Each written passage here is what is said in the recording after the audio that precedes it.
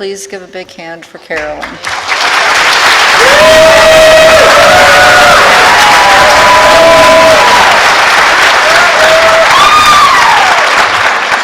I sure hope you guys feel that way in 45 minutes.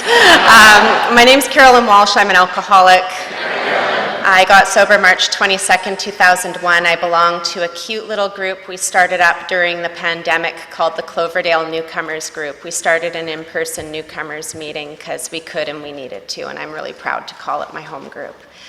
I am the kind of alcoholic who had to write down, say thank you.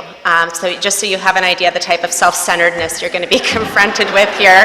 But truly, Elizabeth and this entire committee have been beyond amazing. I'm sure you guys have experienced it all weekend too. And I just feel so privileged to get to be here with you. There really aren't even words. And I could spend the next, half hour gushing about every other speaker, the panel, the skit, the workshops.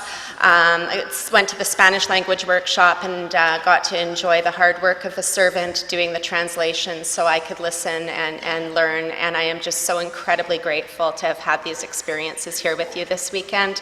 I made a new friend who's celebrating her 30 days today, and I'm super happy for her. And I just, this isn't the life I deserve. This is the life Alcoholics Anonymous gave me. And I know we don't, get up to talk about our drunkalogs and stuff, but when I was new in Alcoholics Anonymous, I had no recovery. I couldn't relate to your recovery story because I had none. I could relate to the ugliness because that was all I brought with me when I got here. So bear with me, it won't last all night, but I think it's important we know how we got here. And the other thing that's really important to know is that how I drank, where I drank, what I drank, who I drank with, all the stuff that went down, that's not what made me an alcoholic, but it's how I experienced my alcoholism, and sometimes it's how we relate. And so I grew up, and this is great because you guys don't know any of these places, in Winnipeg, Manitoba, which is just north of North Dakota, and it's everything you would expect based on that description. I grew up in the wrong part of a tough town, and it was just, if you Google it, you can see it. It's in the murder capital of Canada on a per capita basis, and that's domestic violence and alcoholism, and that's where it began. And I don't have a great first drink story. I love the people who can tell you what it felt like, where they were, what happened. I took what I could get from where I could get it as far back as I can remember. I did whatever I could. I don't have a pretty story. I sniffed rubber cement in the basement. I stole my parents' alcohol by the time I was about 10, 11 years old. I was taking enough that they could tell it was missing. And I grew up in the kind of alcoholism where people weren't like, oh my God, our child is drinking. They were like, oh my God, she's drinking our booze. And like, so that was the problem. So I had the supply-demand issue come up pretty quickly. And that's like, the alcoholic mind is really an incredible thing because I don't know where I got my ideas. But I'm like, well, I'll try this. And I figured out, I'm still in elementary school, that my mom's little blue pills made the beer work better. And that was my childlike relationship to what I was doing. Many years later, I'm like, wait a minute, I was mixing halcyon and alcohol for effect while I was still in elementary school. This isn't a story, like, where do you get to bottom from there? You know what I mean? Like, we're already sniffing solvents in a basement, taking like, how does that happen? Well, it happens when everything collapses. And I can give you all sorts of stories of the dark years there. What happened eventually in this violent alcoholic home, in this violent alcoholic neighborhood, it was my job to kind of disarm the alcoholics a lot of the time. There was a lot of things that happened in that home, and there was one night it all went wrong, and everything I'd tried to prevent all my life had happened. And I had one of my parents in jail for attempted murder charges, and the other one in the hospital, kind of barely making it. And I looked around, and you've got to think of this like sort of 14, 15-year-old bravado. coupled with this already progressing alcoholism. And I'm like, how hard could life be? Like, just get me away from these lunatics and I'll be fine. Like, I'm just gonna go do life. Like, and so I'm like, I'll do it on my own, it'll be better. And I remember consciously looking around, trying to figure out what went wrong, and I'm like, I know what the problem is here, it's marriage. Like, I didn't think alcohol was the problem at all. I'm like, marriage is clearly a bad idea. If I avoid marriage, I should have a happy life. And so this is like my life plan at 14, 15. I'm like, I can drink like a pig as long as I never get married and life will be good. And I kind of stuck to that. That's a spoiler alert for a long time. But I didn't, it turned out life was harder than I thought it was. And it turned out that my problem with alcohol was progressing more quickly than I realized. So by the time I was 17, there was nowhere left for me to live. I was on this early assisted living, kids' welfare essentially, like when they're trying to keep you out of the foster system, but you're still a mess. And you know, they pay your rent direct to the place. But who wants to rent to this like 15-year-old alcoholic who's already on social assistance? Like, nothing good's happening here. And so I screwed it up in a few places. And these were like sort of Skid Row rooming houses. You know, you rent a room, share a bathroom, get a little fridge you can keep some cheese in. Like basically where alcoholics go to die. So like, this is my start to life. And I'm getting to the point quickly where these places won't rent to me. And it's like, okay, so now I've got this housing problem. And I'm positive I'm not the only person in the room this is true of, but I was a good job getter. Like, I could get jobs. I could keep them for approximately 2 paychecks. And so I was running out of places to get jobs because I didn't keep jobs. I couldn't find anywhere to live. I had got myself mixed up in a whole bunch of things that a little kid doesn't belong mixed up in. And without getting into too much about that, I witnessed a murder. It was a terrifying experience on a whole bunch of levels. And I had no structure of people I could reach out to support through this. And I was sure that something really bad was going to happen to me. I don't think I was central to anything that happened. I'd built up a lot of stuff in my head. I just had no place to figure that out. So I realized I needed to get out of town. I had all these immediate problems. I wanted to get out of town. I needed a job. I needed to get away from these people, because the people who want to hang out with the 14, 15, 16-year-old girl who lives in the rooming house, they're not good people. I needed to get away from that. I needed to get a job and try to keep it. I needed clothes. I needed food. I needed dental care. Like, I needed stuff. And I wasn't going to get married, which would have been one way to get these things. So I joined the Canadian Armed Forces, and this happened after a day of my best thinking. I went to a bar because I could get into, you know, the bars that serve the kids. I'm sure you guys have them too. And I went and I ordered a couple pitchers and drank and drinking and thinking all day to figure out what I'm going to do about these life problems. And I came up with 2 options, and I was so happy. I had a plan and a backup plan. I walked in here with no options. Now I've got 2 options. I could join the army or try prostitution. I was thrilled that I had these great list of choices. I figured I'd try the army first. That was a good decision. And a lot of people I've heard in the room share their story that, like, I joined the army and then my drinking got really bad. Well, I joined the army to try to get away from my drinking. It was kind of my first geographical cure, and I was 17 years old. It didn't take long until people were kind of pointing at my drinking like it was out of line, and I'm confident that your armed forces is no different than ours. There's a bit of drinking that goes on there, and the behavior is kind of wild. So when my drinking stood out in that setting, and people are pointing at me like I've got a problem, it's like, uh-oh. For the first few years, people laughed. They called it shenanigans. It just, nobody made a big deal of it. You could kind of, I don't know, build up your social status a bit by, like, the drunker and the crazier you got, the higher you went up the social ladder. But then you kind of tip over it at some point, and people are just not laughing anymore. And that's what happened. I took a military vehicle I had no reason to take. I was heavily impaired. I brought people with me that I wasn't supposed to have with me. They call it fraternization. It's a big $10 word for doing stuff you shouldn't. And I had an accident and in this vehicle I shouldn't have been in. And a civilian who saw this large military truck driving the wrong way, hitting light posts, thought they'd phone the police. I thought it was very unreasonable. I think about it now, and yeah, I think that maybe they ought to have done that.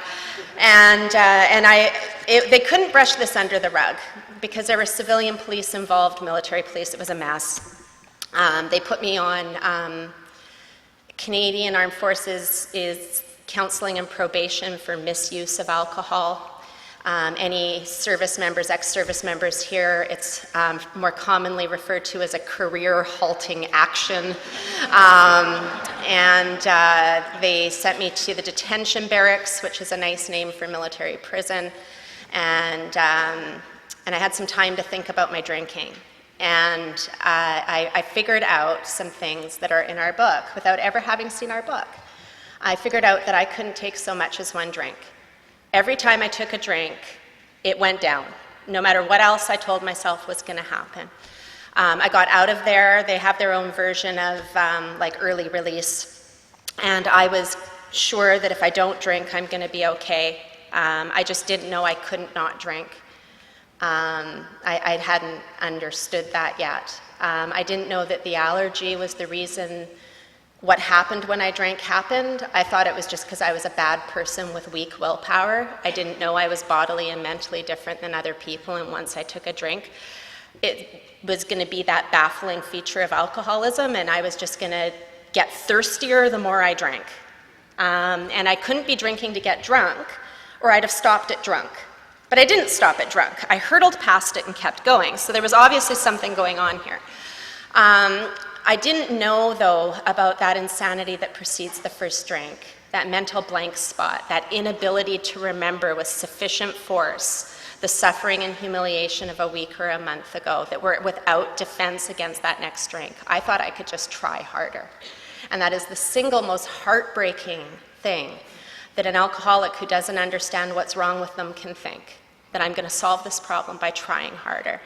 But I was going to try harder, and so I was staying in the barracks. I wasn't going anywhere. I wasn't talking to anyone. If I isolate myself, I won't drink and everything will be fine. And it's like the story in the big book where, you know, you isolate yourself on an island and somebody shows up with a bottle and ruins everything. Some guy his brother sent him a bottle of Screech. If any of you have ever traveled to Newfoundland, it's a thing. And I'd never tried it, and I thought, well, I'll just taste it and see what it tastes like. And so then on the bus on the way back to military prison, I had more time to think about my drinking. And I came to the only conclusion I could come to, and that was that it's hopeless, that there are people in this world who have good lives, and there's people who live circling the drain. And I'm just going to live circling the drain, and I'm going to try to make the most of it. I literally gave up in despair at, 21 years old. So then things got bad. And so we're going to hurtle through the rest of that. It's what I call the dark years. I sobered up at 30. And so here's 21, and in between, what happened was just geographical cures, lost jobs, bad relationships, broken hearts, on it goes. I developed life skills like siphoning my gas and giving myself stitches and just, you know, those really important life skills you develop. And somehow managed to hold a job because that's how we are as alcoholics. What happened during those years that got my attention was my mom died directly as a result of her drinking, about halfway through there when I was around 25. And I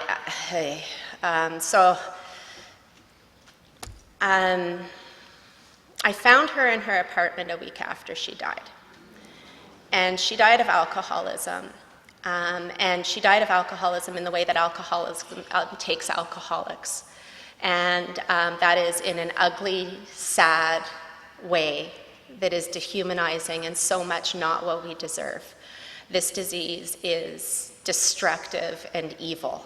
And somebody talked about my love for Alcoholics Anonymous, and that's where it comes from. Every time we win one, even for a day, I am like cheering because I don't want this disease to win a single soul. And that experience of finding my mom was obviously devastating. I had a couple epiphanies, the kind of things I hear people talk about in meetings, like that moment of clarity, where they just suddenly stopped drinking because they had this moment of clarity. Well, I had this moment of clarity that the problem in our house hadn't been marriage, it had been alcohol. That everything that had happened in that house, all the harms anybody did to one another, including me, had been alcohol. That all this craziness in my adolescence, my experience in the military, everything else, the problem had always been alcohol. And that it was alcohol that had taken my mom. Moment of clarity, like clear as a bell. And I drank what she had left while I waited for emergency services, and I've never hated myself more. Because I didn't understand what was wrong with me. I knew that alcohol was a problem, but I didn't understand what the problem was. I didn't understand that I had no effective defense against that next drink, that without a solution, some sort of power greater than me intervening between me and that next drink, there was always going to be a next drink, and that I didn't have a single tool in my toolkit to face life without it. And so then it got dark. There were some, sorry guys, it's how it went down. I had a brother-in-law who had some recovery in another 12-step program, and he passed away unrelated to his disease. And they had a memorial for him at his group and invited the family, and I went. And I'm in this 12-step meeting. And to tell you how deep my denial was. These people were like reaching out to me, giving me phone numbers, they want to go for coffee, like you've seen this, you've heard this. And I walked out of that meeting thinking, they know, I am the coolest person they have ever met. These people can't wait to get to know me better. I thought they were nice and maybe a little sad and lonely, but yeah, nice, right?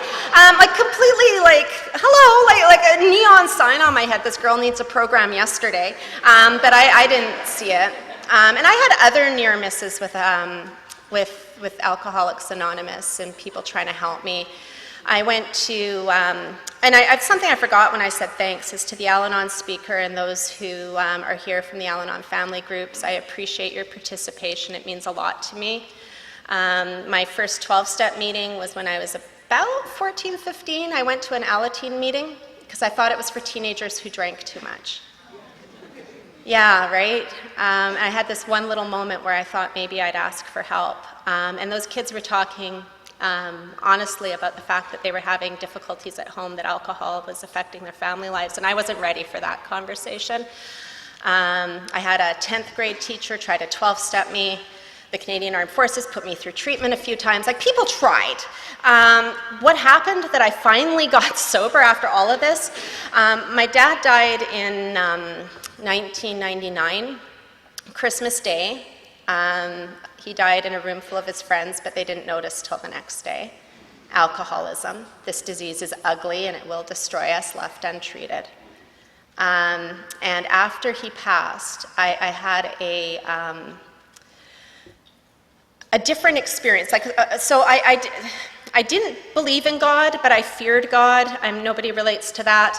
I had a lot of anger at something that didn't exist. When my mom died, I was reasonably certain she'd slip into heaven on some sort of technicality in spite of how she lived.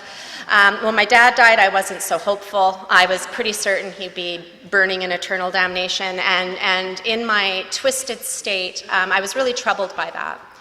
And so by this point, I'm barfing up these green gelatinous lumps, and I'm not even leaving the couch to do it. I'm just barfing these on my floor and leaving them there, and they're soaking through the covering on the hardwood floor and leaving these green stains. This is how I'm living. And in that state, I am begging God for mercy on my father's soul, this God I don't believe in. And I think, don't know, but I think I kicked open some door for this God of my misunderstanding to start tapping me on the shoulder. I didn't get sober then. I didn't show up in AA right away. It was December, that was January. December, I finally started coming to meetings, and I didn't get sober until March 2001. But I think it started something in motion, a space for the God of my misunderstanding to try to pull me out of hell. And, you know, when I came to Alcoholics Anonymous that day, there was not any big dramatic thing that had happened. The drama was behind me. You've heard little bits of it. I spared you most of that. What happened that day was there was no drama. I regained consciousness in my car in a bad part. By then I'd relocated, it sounds so sophisticated. I'd run to Vancouver, BC, and so I was living there, and I regained consciousness in my car in a bad part of Surrey. It was a different day than I thought it was supposed to be. I didn't know why I was there, how long I'd been there, and the inside of my car looked a bit like a crime scene. There were blood splatters. I didn't know where they'd come from. And it wasn't really that different than a lot of other days, except I had this idea that couldn't have come from me, that there isn't going to be a later to get help. It's today or never. And I drove home, and I started phoning around for somewhere to help me. I don't know why I didn't know to call you. People have been calling me an alcoholic for many years by this point. You would think I would know to call Alcoholics Anonymous, but I didn't. So I'm phoning like the government numbers in the front of the phone book. I'm phoning like treatment facilities. I don't even know where I'm phoning, and what I'm getting is voicemail. And then anywhere somebody answered, what I'm getting is, you know, oh, hey, you need to talk to Dave. Dave does intakes. He'll be in Monday at 9 o'clock. And I'm like, Monday? Like, do you guys know what I could do to myself between now and Monday? Like, I'm gonna forget I was gonna get sober by Monday. Like, this can't wait till Monday. And eventually, I got on the phone with somebody who knew about Alcoholics Anonymous and gave me the number to our Intergroup Central Office. And I want to thank all the telephone volunteers and Intergroup Central Office volunteers. It's because of our local ones that I'm alive today, because I didn't have to wait till Monday. There was an alcoholic on the other end of that phone.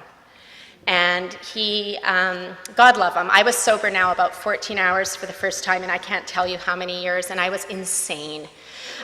He did everything right. He's like, you know, we could do a 12-step call, send a couple women to come meet you, take you to your first meeting. All I hear is we're sending women to get you and take you, and I'm like, how do you know where I live? And I'm like hanging up and phoning back, like I'm absolutely out of my mind. And this guy was so good. He just stuck with it. I made him tell me where every meeting was for the next 3 days, which in Vancouver, there's about, I don't know, 1,000 meetings a week. So like he's giving me like literally hundreds of meetings. I'm pretending to write them down. I'm writing nothing down. I just didn't want him to know which meeting I was going to, so he couldn't send the women that were going to capture me. Like it was all complicated. And eventually he mentioned that there was a meeting at the Vancouver Detox. And I went to the Vancouver Detox meeting because I'd been there hundreds of times. That was the drunk tank. And I could go there because there were going to be people like me there. And so what I didn't know is that's a service meeting. Typically, if you go to a detox meeting, you have some recovery, something to offer. You're going there to help the people who are... I kind of didn't get that. I just showed up because it was the one place I didn't feel too disgusting and humiliated to walk into. So what I did was I walked up to the animal door. I don't know how you guys do it here, but the van that they put you in backs up to the door, and they kind of push you out the door into the detox. You don't walk in through the front door when you come in that way. So that's how I went to my first AA meeting, was I walked up and knocked on the animal door and asked them to let me in. And they did, and the rest is history. And that all happened because good members of Alcoholics Anonymous were willing to give of their time. So another alcoholic didn't have to die of alcoholism. So my story wasn't my mom's story, so my story wasn't my dad's story. So I could experience recovery and not have to die that way and not have to live that way. And I'm sure they had other things to do, but they didn't that day. They gave of their time, the person who chaired that meeting. So this alcoholic didn't have to die of alcoholism. And that is where my passion comes from. Because I know what's out there for us if we're not in here. And I'm not willing to experience that, and I'm not willing to do anything less than my best to make sure that you don't have to experience it either. But I did not land gracefully and gently in Alcoholics Anonymous. Surprise! It's kind of funny that I have this service role today. I did serve as a delegate to your General Service Conference. I currently serve as a trustee on your General Service Board and as a director on your AAWS board. That's not bad for somebody who couldn't get ID at one point. I didn't used to be allowed to travel into your country for a long time. For me to go from there to here is pretty remarkable. And one of the things that made all of that possible was that people let me be sick in Alcoholics Anonymous. And I was blessed to be surrounded by some old-timers who had seen people not clean up before they came to AA, and they weren't afraid of the fact that I was detoxing in the rooms or that my behavior was all over the place or whatever, because I wasn't staying sober. I never missed my home group. I joined a group right away. I went there no matter what condition I was in, and I love those members. I love those members, and they taught me about the traditions without me even realizing it. And it would be like, Carolyn, you can't do that here because other people need to stay sober. Let's go for a walk, we can have a talk. They never made me feel like I wasn't welcome or I wasn't welcome back, but they also didn't put up with behavior that was going to make it impossible for other alcoholics to do what they needed to do for their sobriety. I was barred from meeting rooms, more than one. There's probably somebody here who's been to Vancouver. We've got a really great meeting at the Dugout called the Out to Lunch Bunch. This is right in the downtown east side. It is like really hard to get barred from somewhere like that. I did, because I attacked somebody who hurt my feelings, because that was my communication skills, and my name went up on the whiteboard. Nobody was pointing at me saying, there's a future delegate to our General Service Conference. I bet she'll be on the board one day. They were having business meetings saying, good Lord, what do we do? Eventually, after yet another relapse, I came back. Now I was going to 5, 6, 7, 8 meetings a day, because you could do that where I live. And then I vanished, like just poof, just vanished for 2 weeks, and then like magically reappeared. And when I magically reappeared, the passenger side of my car was missing. My arm's in a sling, I've got stitches in my head, and I just slide into the meeting and sit down like nobody's gonna notice, right? Because I was just sort of sick of announcing that I drank again. And I wasn't fooling anybody. It turns out, you guys have seen stuff like that before.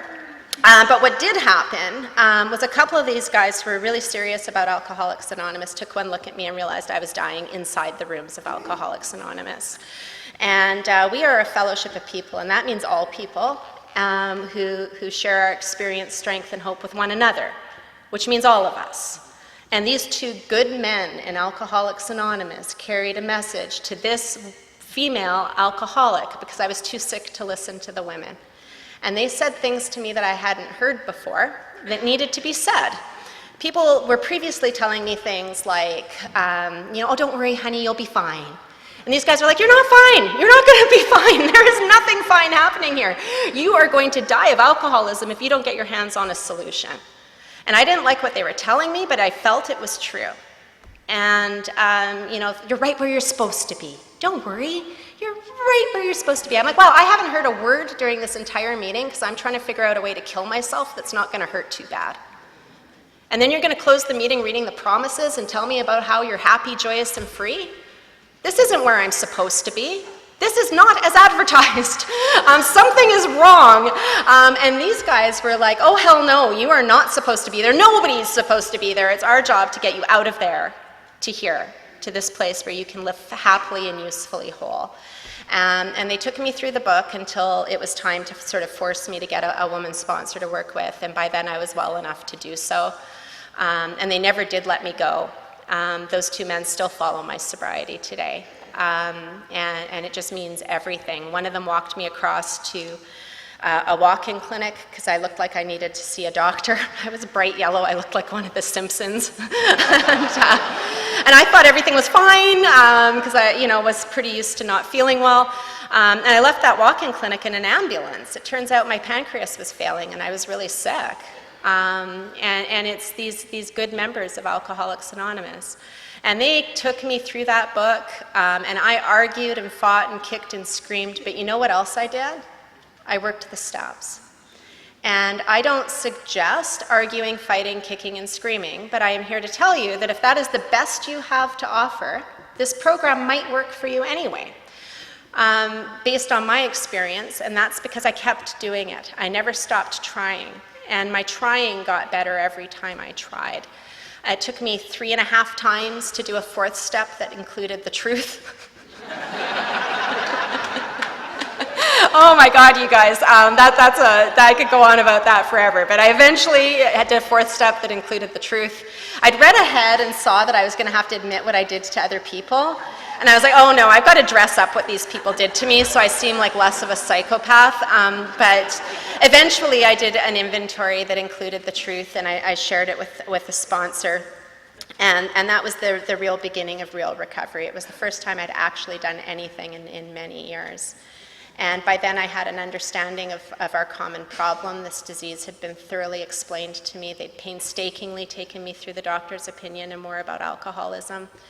When I got tripped up over a higher power, they're like, don't worry, take a look at this. And do you know what they did? Instead of arguing with me about what God is or isn't, they read through step 12 and said, look, Carolyn, having had a spiritual awakening is the result of these steps. Have you done these steps? And I'm like, no. And they're like, well, how do you think you know what the result is? How about you just put one foot in front of the other and actually work this program and let's see what happens.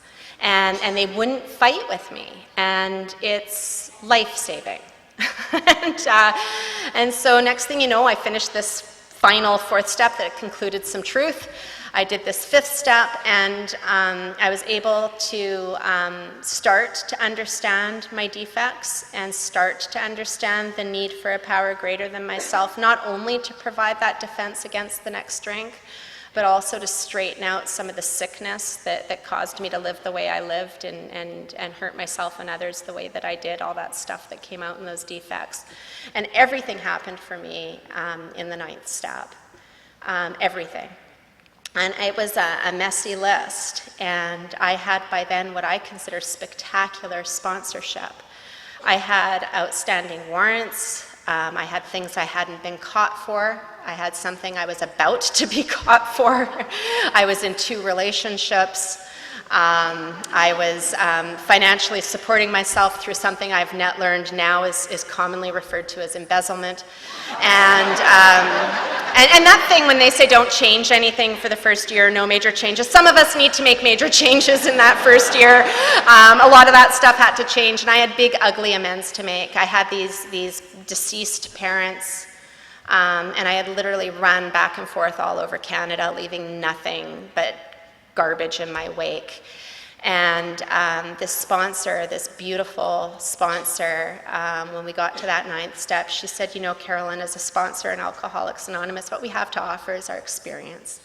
And I don't have experience with everything you've been through here. So what I'd like us to do is maybe find somebody who has some experience in a couple of these areas where I don't, so they can help us figure out how you can best make your amends without doing further harm. She asked my permission to talk to a couple other members, and you couldn't make this up. She basically formed a panel. Okay, you know, outstanding warrant. Oh, I got that one. And we literally worked through this mess, and I made my amends. I was told in no uncertain terms, we make direct amends wherever possible. And that is exactly what I did, because it's exactly what I was told. And, you know, there was a lot of things I could tell you about that, but I'll share 2, 3, maybe amends stories, just because I don't think we talk enough about the 9th step. I think it's just so important. There's so many people I hear talk about how they're going to get to it, or I'm sober now and that's good enough. And our book is specific that it's not good enough being sober now. So when I went to make amends to my brother, he had participated in a 12-step program, and he had known everything there is to know about the 12 steps, and he was ready for my amends. He actually called me and said, are you going to make your amends yet? And I'm like, yeah, okay, let's do it. I showed up, I prayed, I was prepared, I did all the things. and we're going to do this. And he had several pages of paper to read to me for my amends.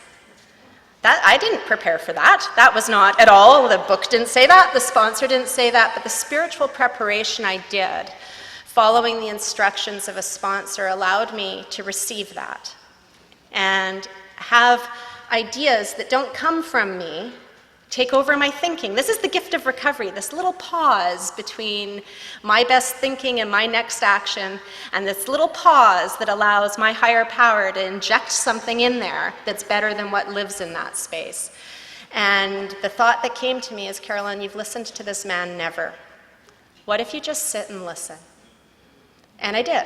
And at the end I said, wow, I am so touched that you care so much about my sobriety, that you would have put this time and energy into it. And I gave him credit. He got a couple things I missed, made the amends I owed for the things I was prepared for, and I asked him, like, hey, can we come back to some of this? I wasn't completely prepared for all of these, but, and we did that. And that was a tangible example of a higher power working in my life.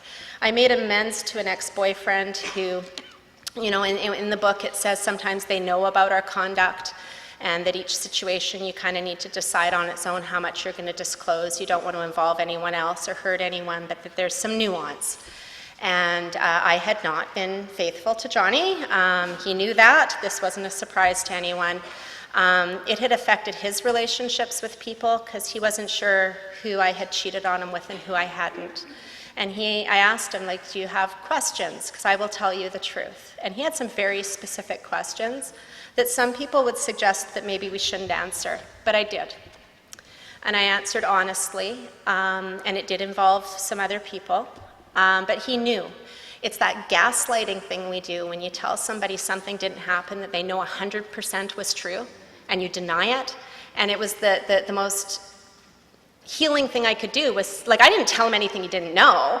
I just stopped gaslighting him and pretending that what he knew wasn't true. So when he did say, and what about so-and-so? I said, oh no, that never happened. And these two got their friendship back. And I didn't know that Johnny was going to die in a couple years. That we had our friendship back and he had his friendship back. And I could go on about amends all night because I just think they're everything. But the real bit is the life we're given. And to live the life we're given, for this alcoholic requires diligent practice of our 10th and 11th steps. And that's not because I'm a good AA member, I'm going to get a gold star. I know there's those people out there and I love you, I'm not one of you. I do it because I have a low pain threshold and because I love what this program gives me when I work it. And so it's really important to me, critical to me, that I'm diligent in those 2 steps. And when I'm working the first 11 steps, you have no choice but to engage in the 12th step. And that's where my enthusiasm for carrying the message to other alcoholics, whether that's indirectly through general service, where you support the systems and structures and processes that make 12-step work possible, or whether that's directly by showing up and working with another alcoholic, it's everything. And I think about the people who gave of their time and energy for me, a hopeless case. They gave of their time and energy for me, so I didn't have to die that way and I don't have to live that way. And you know what my life has been like in sobriety is I would hear somebody share a story like this and I'm like, well, of course you're happy now, everything's gone your way. Well, no, that's not quite how it went. I got a sober job, that was great. Someone in the program offered me a job and then my boss relapsed. And they were going out and drinking lunch and coming back to the office, and I've still got a big book on my desk, because that's how we used to roll. I got fired for being sober at work. That actually happened. I had to go out and get a job, and that was scary. And ironically, I'm still with the same company. I've been with them since 2004. This whole relationship business would be a talk of its own that no one wants to hear. I was asked to be a speaker on a sex and relationships panel once, and it was so depressing. No one has ever asked me to do it again. It was just nothing good happened in my sobriety in that area, and I admitted defeat and gave up. And with this company I was working for, I got transferred about half an hour away from where I lived. And my sponsor told me that you're living in a new community, you act like a newcomer, you get your hands on a meeting list and you go to them so you can get to know the Alcoholics Anonymous where you live. And I'm like, okay. So I'm going to these meetings and there's this guy and he's going to these meetings. He's going to the same meetings as me all the time, and now we're talking, and next thing you know, and this boy meets girl on AA campus, I was done with it, like done with it. Next thing you know, we're going for dinner. And what was different was that we both had a program, and we both had sobriety. We both had a higher power in our lives, we both had sponsorship, and it was entirely different. And the fast forward to that story is that the girl who was never going to get married got married on beautiful Galliano Island on August 9th in 2013, halfway through my rotation as delegate, because I'm not insane. And I was completely wrong about marriage. It was beautiful because Joe was beautiful. And I was able to experience how beautiful Joe was because I was able to show up as a human being who was there to give and not just take. And that's not because something good in me, that's because of what God and Alcoholics Anonymous can do with some pretty unpromising raw material. And I mean, my God, I would take the 9 years I had with Joe over 109 years with any other person in the world. It was absolutely beautiful. What I didn't know was that he'd be diagnosed with cancer in 2019. He fought a good fight, but he didn't win. And I've never, the God I rely on to live this life, to walk through the world, to stay sober, to go to for my sanity, to take my resentments, to remove my fears. The God I rely on for that, I was furious with. And I mean, like when everything's right here and the one place you go with all of that is the last place in the world I wanted to go, because this was the God that took my Joe away. And this program is amazing for two reasons. One is the decreased self-centeredness. I quickly realized that people lose spouses every day. I don't know why. I don't know why our bodies are perishable. But that this wasn't something that happened to me. This wasn't the universe picking on me. And people survive these things every day, sober. And one reason I knew that was because people in the rooms that I attend my meetings in had the courage to share, just with humility and dignity, how they walked through these things sober. So I knew it could be done, and I knew that there were members of Alcoholics Anonymous who had done it. What I didn't know was that I would be surrounded by a kind of love I had never seen before. And I'm happier helping other people. I'd rather hear about your problems than tell you about mine. And I was humbled in a way I've never imagined I could be humbled. And that is that these women I think I was helping, these women I sponsor, the women they sponsor, surrounded me and carried me when I couldn't ask for help. They didn't say, call me if you need something. They showed up and rang that doorbell at 4-hour intervals with food and love until I could breathe again. And they did that because of you.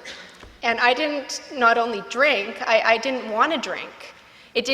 Alcohol didn't look like a solution to me in what was the most painful thing I've been through in my sobriety. But there is something that could have been more painful, and that's missing it. You know, and I hear it said sometimes in meetings, one more drink and I might have missed it all.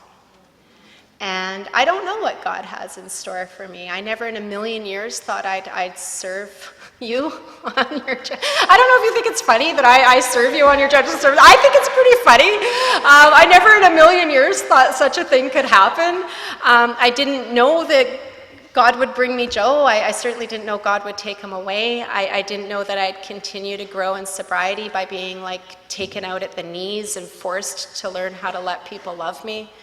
So I don't know what the hell is going to happen next, but I'll tell you something. I'm not going to take one more drink and miss it. And I don't have to, because you've shown me how to work a program that's given me freedom from that. And if there is ever anything I can do to make sure that no one else is finding one of us locked in a room a week after we die, because disease won again. There is nothing I won't do to prevent that outcome. For me, for you, for anyone else. And I know you share that. I can see it in your faces as I look around the room. And the power in this room to fight that disease is immense. So we can't be stopped unless we stop. And that's the power of God and Alcoholics Anonymous, and it's something that is just an immense privilege to be a part of. I can't even begin to tell you how grateful I am to be here with you, how undeserving I feel of the privilege and the love I've been shown, and just how much I look forward to seeing and hearing some of you over what's left of the weekend. So thank you.